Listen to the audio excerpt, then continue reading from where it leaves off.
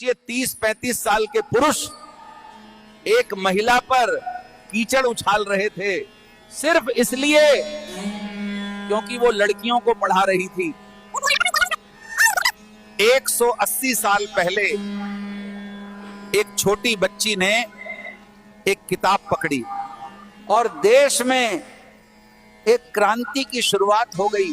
उस बच्ची के विद्यालय में पढ़ने के लिए लड़कियों का जमावड़ा लग गया। इतनी लड़कियां कि उतने तो उस समय सरकारी विद्यालयों में लड़के भी नहीं पढ़ते थे। मानो खुद ब्रह्मांड कह रहा हो हमारी नारी शक्ति अब सीखेगी और पढ़ेगी। सिर्फ 17 साल की उम्र में वो भारत की पहली महिला अध्यापिका बनी और उन्होंने भारत का पहला बालिका विद्यालय खोला। सोचिए ये देश का पहला स्कूल था जहां लड़कियों को पहली बार विज्ञान सीखने का मौका मिला।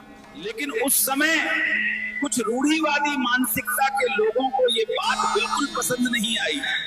वे लोग सावित्रीबाई फुले का सुबह सुबह इंतजार करते थे।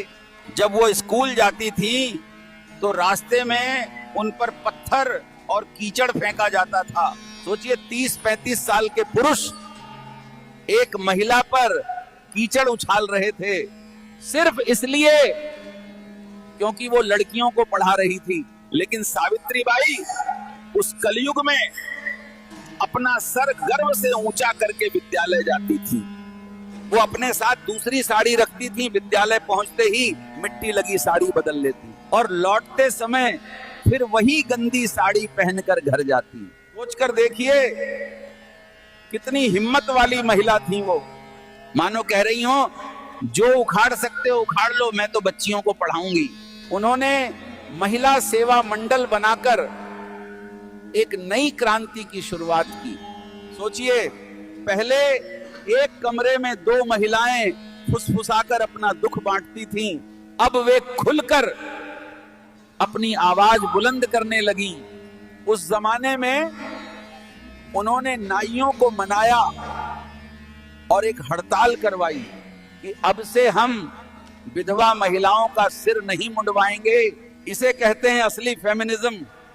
उन्हें भारतीय नारीवाद की जननी भी कहा जाता है। सोचिए आप उस जमाने में हैं जहां पुरुष पढ़ता है लेकिन सिर्फ लड़की होने के कारण आपको जिंदगी भर किताब देखने भी नहीं दी जाती। और वहां सावित्रीबाई आती हैं और हजारों लड़कियों को किताब पढ़ने का मौका देती हैं। आज भी महाराष्ट्र में 3 जनवरी को